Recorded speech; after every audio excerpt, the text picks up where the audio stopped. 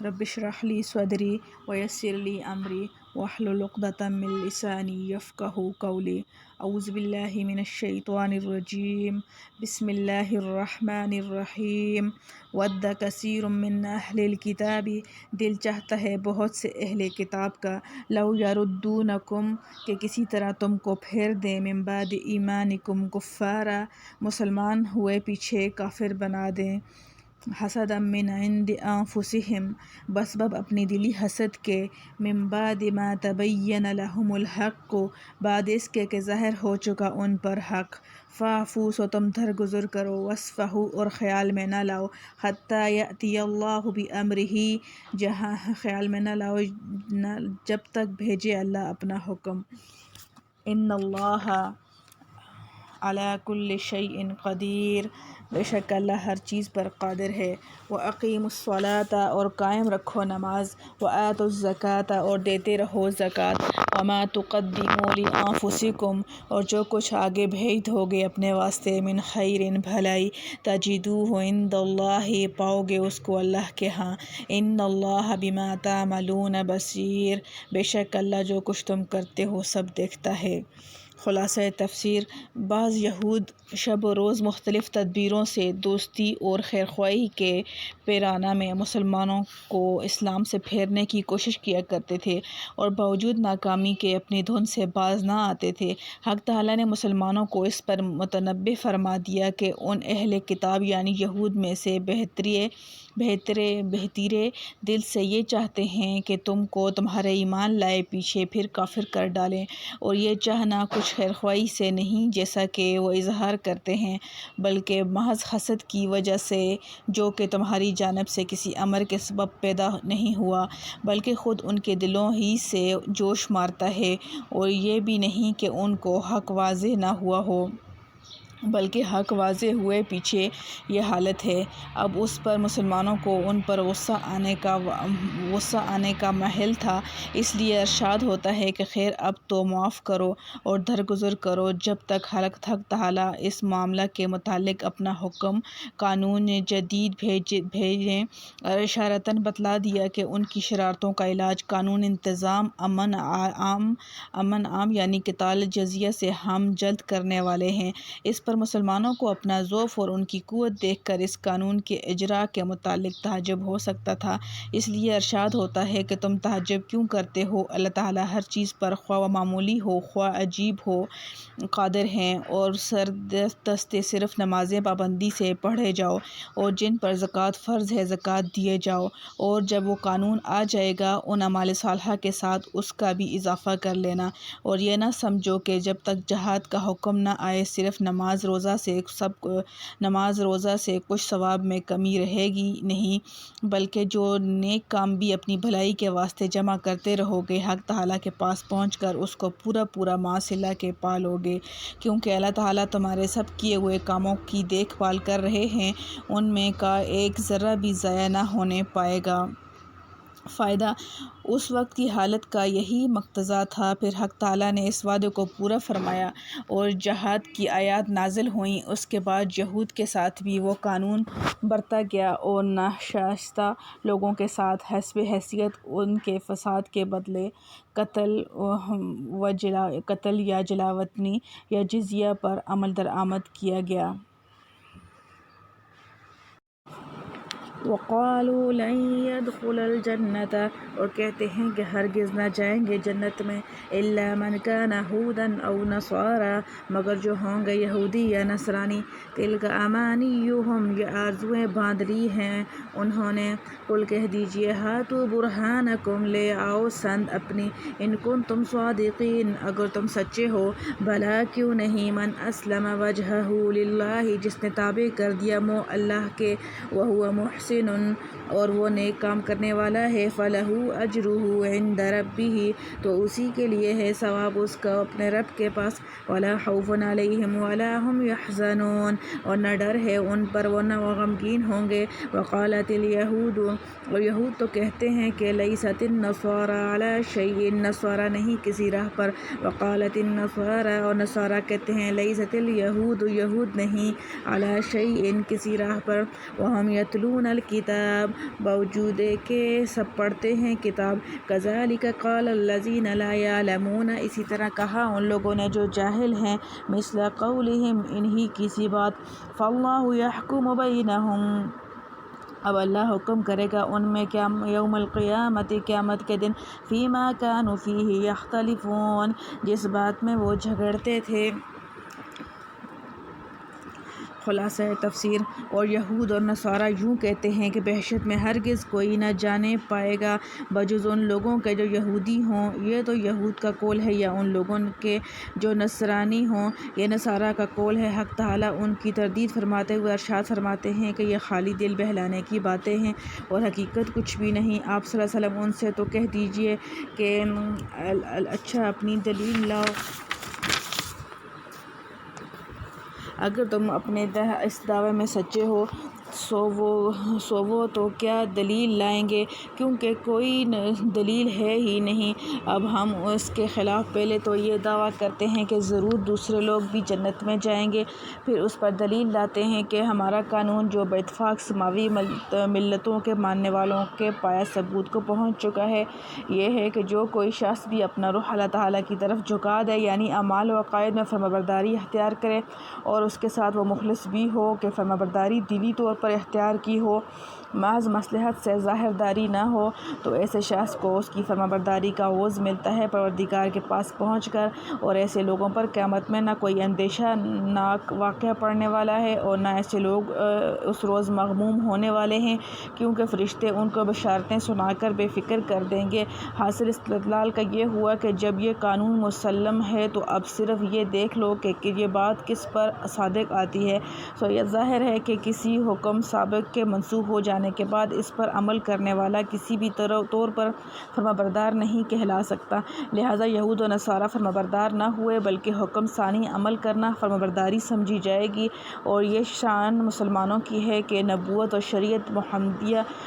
محمدیہ صلی اللہ علیہ وسلم کو قبول کر لیا، چنانچہ یہی جنت میں داخل ہونے والے شمار ہوئے، اور مخلصین کی قید سے منافقین نکل گئے، کیونکہ وہ بھی شرحاً کفار ہی میں داخل اور مستحق جہنم ہیں۔ اور ایک بار کچھ یہودی اور کچھ نصرانی جمع ہو کر مذہبی مباحثہ کرنے لگے تو یہود تو اپنے عقیدہ کے موافق نصارہ کے دین کو باطل بتاتے اور حضرت عیسیٰ علیہ السلام کی نبوت اور انجیل کی کتاب اللہ ہونے کا انکار کرتے تھے، مگر نصارہ بھی ضد اور تعصب میں آ کر دین یہود کو بے اصل اور باطل کہنے لگے، اور حضرت موسیٰ علیہ السلام کی رسالت اور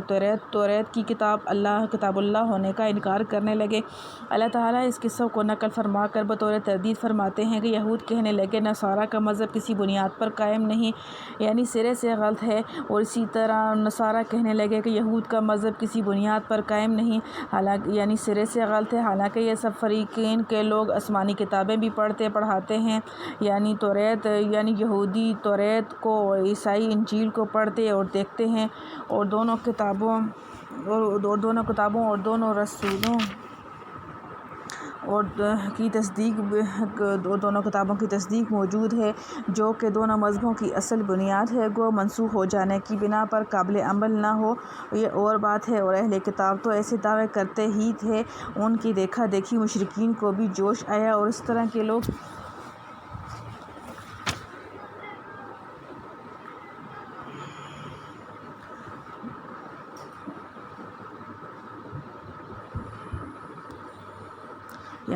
یعنی یہودی توریت کو اور عیسائی انجیل کو پڑھتے اور دیکھتے ہیں، اور دونوں کتابوں میں دونوں رسولوں اور دونوں کتابوں کی تصدیق موجود ہے، جو کہ دونوں مذہبوں کی اصل بنیاد ہے، گو منسوخ ہو جانے کی بنا پر قابل عمل نہ ہو، یہ اور بات ہے۔ اور اہل کتاب تو ایسے دعوے کرتے ہی تھے کہ ان کی دیکھا دیکھی مشرکین کو بھی جوش آیا، اور اسی طرح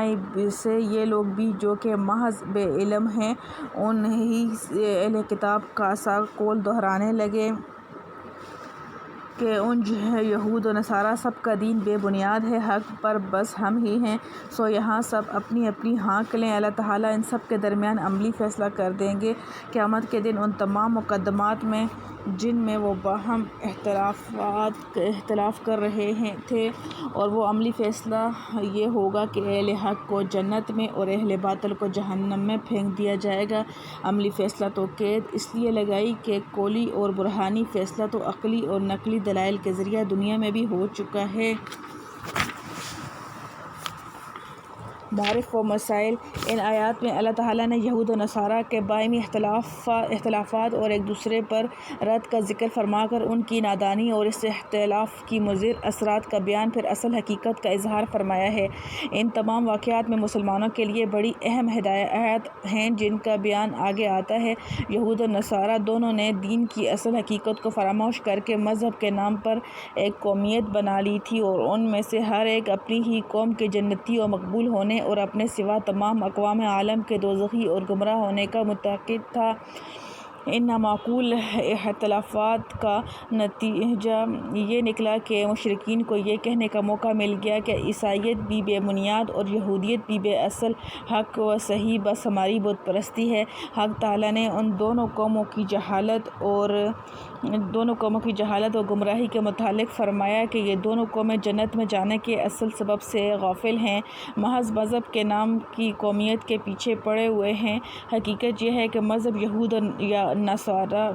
ہو یا نصارہ یا اسلام، ان سب کی اصل روح دو چیزیں ہیں۔ ایک یہ کہ بندہ دل و جان سے اپنے آپ کو خدا کے سپرد کرے، اس کی اطاعت و فرمانبرداری کو اپنا عقیدہ و مذہب سمجھے، چاہے کہ کسی مذہب میں حاصل ہو۔ حقیقت دین و مذہب کو فراموش کر کے یا پس پش ڈال کر یہودی یا نصرانی قومیت کو اپنا مقصد بنا لینا دین و مذہب سے ناواقفیت اور گمراہی ہے۔ دوسری بات یہ ہے کہ جنت میں جانے کے لیے صرف یہ بھی کافی نہیں کہ کوئی آدمی اپنے دل سے خدا کی فرمانبرداری کا قصد تو درست کر لے، مگر اطاعت و فرمانبرداری اور عبادت کے طریقے اپنے ذہن و خیال کے مطابق خود گھڑ لے، بلکہ یہ ضروری ہے کہ عبادت و اطاعت اور امتثال امر کے طریقے بھی وہی اختیار کرے جو خدا تعالیٰ نے اپنے رسول صلی اللہ علیہ وسلم کے ذریعے بتائے اور متعین کیے ہوں۔ پہلی بات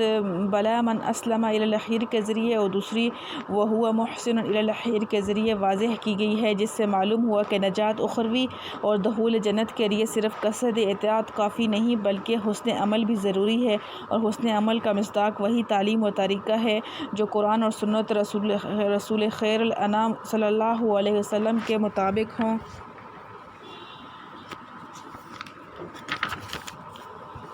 نسلی مسلمان ہو یا یہودی و نصرانی، اللہ کے یہاں اس کی کوئی قیمت نہیں۔ اصل چیز ایمان اور عمل صالح ہے۔ جو شخص ان بنیادی اصولوں میں سے کسی بھی اصول کو چھوڑ دے، خواہ وہ یہودی ہو یا نصرانی یا مسلمان، پھر محض نام کی قومیت کے زعم میں اپنے آپ کو جنت کا ٹھیکہ دار سمجھ لے تو یہ صرف اس کی خود فریبی ہے جس کا حقیقت سے دور کبھی کوئی واسطہ نہیں۔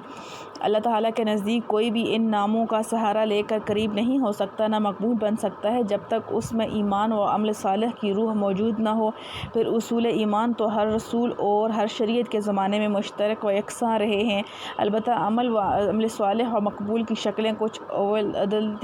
بدلتی رہی ہیں۔ تورات کے زمانے میں عمل صالح وہ سمجھا گیا جو حضرت موسیٰ علیہ السلام اور توریت کی تعلیم کے مطابق تھا۔ انجیل کے دور میں عمل صالح یقیناً وہی عمل تھا جو حضرت عیسیٰ علیہ السلام اور انجیل کی تعلیم سے مطابقت رکھتا تھا۔ اب قرآن کے زمانے میں وہی عمل صالح کہے جانے کا مستحق ہوگا جو نبی آخر الزماں صلی اللہ علیہ وسلم کے فرمان اور ان کی لائی ہوئی اللہ کی کتاب قرآن مجید کی ہدایت کے مطابق ہوگا۔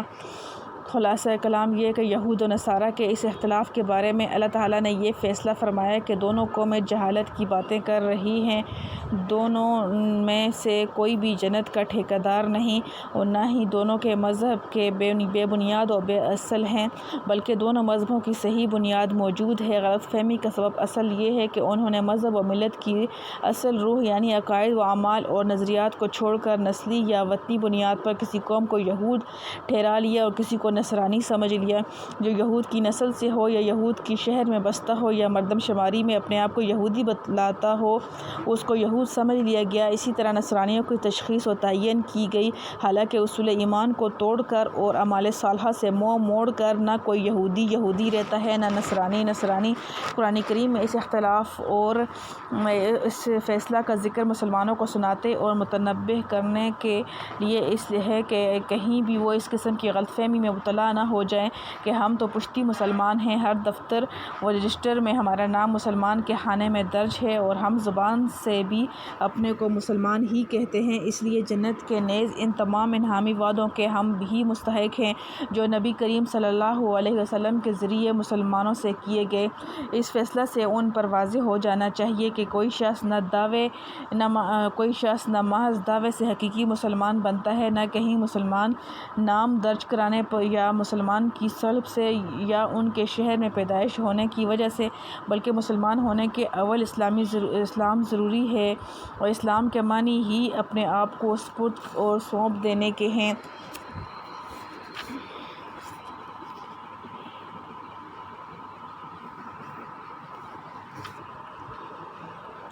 دوسرے احسان عمل یعنی سنت کے مطابق عمل کو درست کرنا، لیکن قرآن کریم کی اس تنبیہ کے باوجود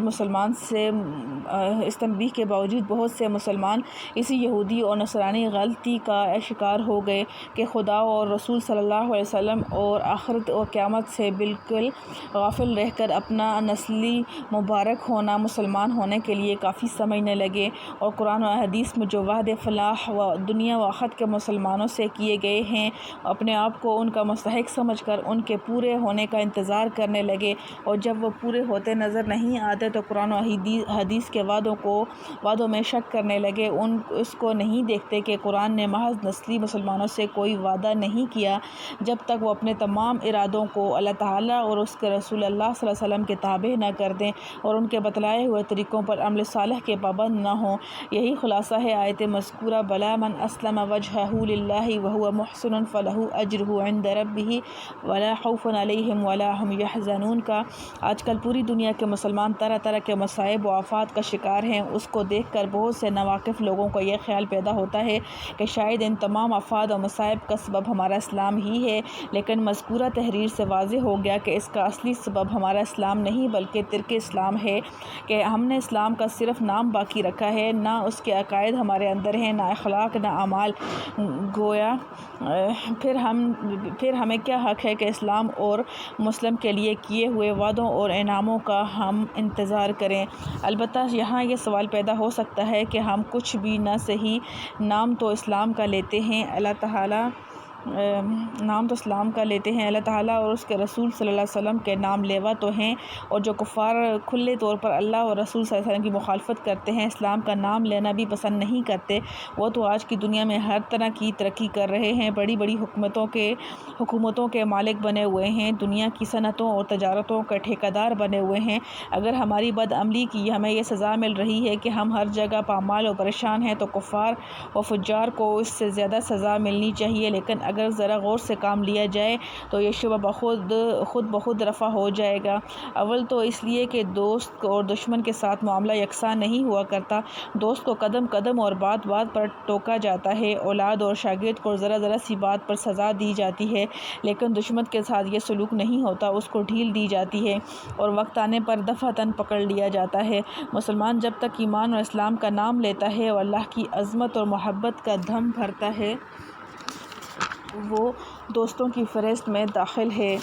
اس کے برے اعمال کی سزا عموماً دنیا ہی میں دے دی جاتی ہے تاکہ آخرت کا بار ہلکا ہو جائے، بخلاف کافر کے کہ اس پر باغیوں اور دشمنوں کا قانون جاری ہے، دنیا کی ہلکی ہلکی سزاؤں سے ان کا بار عذاب ہلکا نہیں کیا جاتا، ان کو یکلخت عذاب میں پکڑا جائے گا۔ رسول کریم صلی اللہ علیہ وسلم کے اس ارشاد گرامی کا یہی مطلب ہے کہ دنیا مومن کے لیے قید خانہ اور کافر کے لیے جنت ہے۔ دوسری اہم بات مسلمانوں کے تنزل اور پریشانی اور کفار کی ترقی اور آرام کی یہ ہے کہ اللہ تعالیٰ نے ہر عمل کا جداگانہ خاصہ رکھا ہے، ایک عمل کرنے سے دوسرے عمل کے خواص حاصل نہیں ہو سکتے۔ مثلاً تجارت کا خاصہ ہے مال میں زیادتی، دوا کا خاصہ ہے بدن کی زیادتی۔ اب اگر کوئی شخص تجارت میں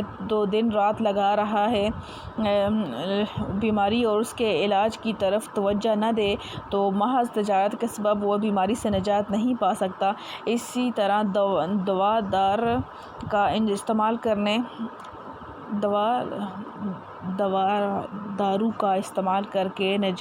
تجارت کا خاصہ یعنی مال کی زیادتی حاصل نہیں کر سکتا۔ کفار کی دنیاوی ترقی اور مال و دولت کی فراوانی ان کے کفر کا نتیجہ نہیں، جیسے مسلمان کا افلاس اور پریشانی اسلام کا نتیجہ نہیں، بلکہ کفار نے جب آخرت کی فکر چھوڑ دی اور پوری طرح دنیا کے مال و دولت اور عیش و آرام کی فکر میں لگ گئے، تجارت، صنعت، زراعت اور حکومت اور سیاست کی مفید راستوں کو اختیار کیا، مضر طریقوں سے بچے تو دنیا میں ترقی حاصل کر لی۔ اگر وہ بھی ہماری طرح صرف اپنے مذہب کا نام لے کر بیٹھ جاتے اور دنیاوی ترقی کے لیے اس کے اصول کے مطابق جدوجہد نہ کرتے تو ان کا کفر ان کو مال و دولت یا حکومت کا مالک نہ بنا دیتا۔ پھر ہم یہ کیسے سمجھ لیں کہ ہمارا اسلام، اور وہ بھی صرف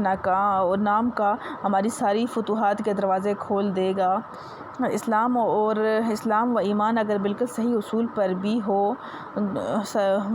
اس کا اصلی خاصہ اور نتیجہ نجات، آخرت اور جنت کی دائمی راحت ہے۔ دنیا میں مال و دولت کی فراوانی یا عیش و آرام کی وسعت اس کے نتیجہ میں حاصل ہونا ضروری نہیں جب تک اس کے لیے اس کی مناسب جدوجہد نہ کی جائے۔ اور یہ بات تجربے سے ثابت ہے کہ جہاں کہیں اور جب کوئی مسلمان تجارت اور صنعت اور حکومت اور سیاست کے اصول صحیحہ کو سیکھ کر ان پر عمل پیرا ہو جاتا ہے تو وہ بھی ان دنیاوی ثمرات اور نتائج سے محروم نہیں رہتا جو کسی کافر کو حاصل ہو رہے ہیں۔